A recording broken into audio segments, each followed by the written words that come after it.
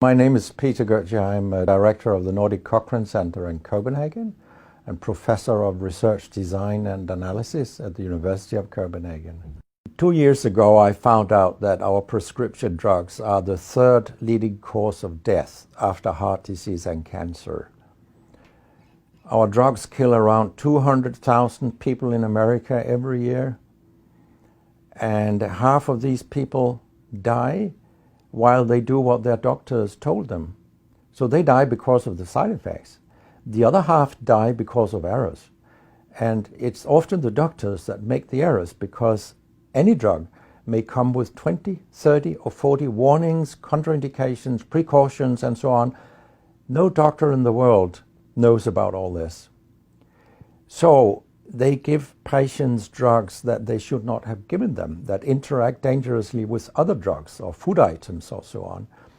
And then the patients die. That's the other half. So the other thing I found out 2 years ago was that much of what the drug industry does fulfills the criteria for organized crime in US law. And they behave in many ways like the mafia does. They corrupt everyone they can corrupt. They have bought every type of person, even including ministers of health in some countries.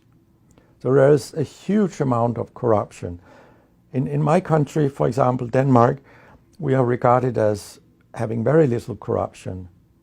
But yet we have thousands of doctors on industry payroll, although we are just 20,000 doctors.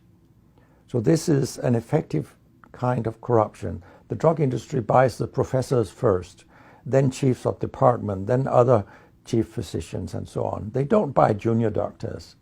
So when several thousands are on industry payroll, it's really, really bad. And that's why I wrote my book, Deadly Medicines and Organized Crime, How Big Pharma Has Corrupted Healthcare.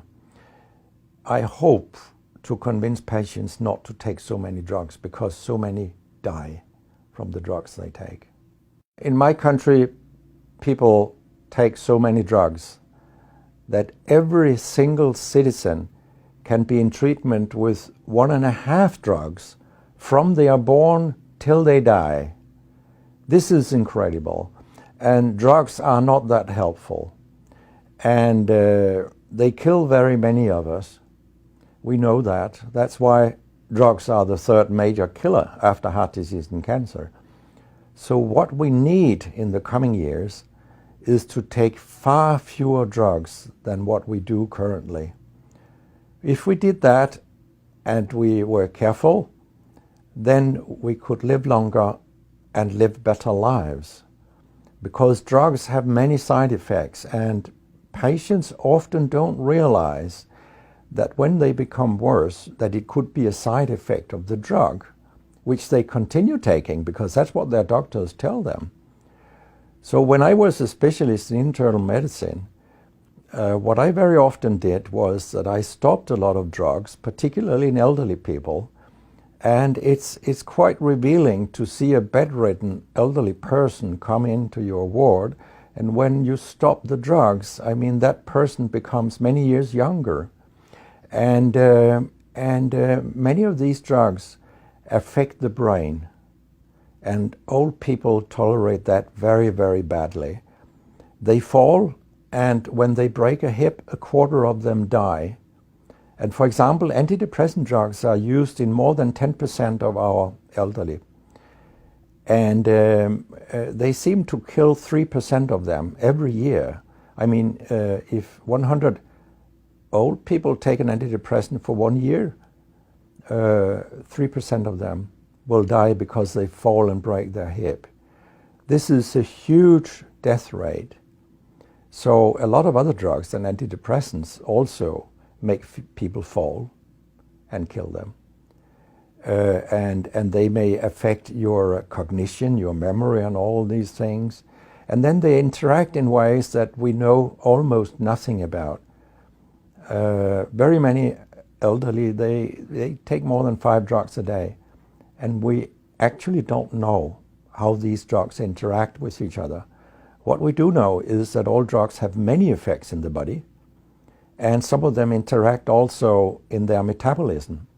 so that you can get a too high concentration of a drug if you take other drugs simultaneously. So we make a lot of harms that we don't even recognize. I have a pretty colorful collection of things people have called me during all these years. And sometimes journalists have asked me, why do you always look up controversy? And my reply is, I don't. Controversy looks me up.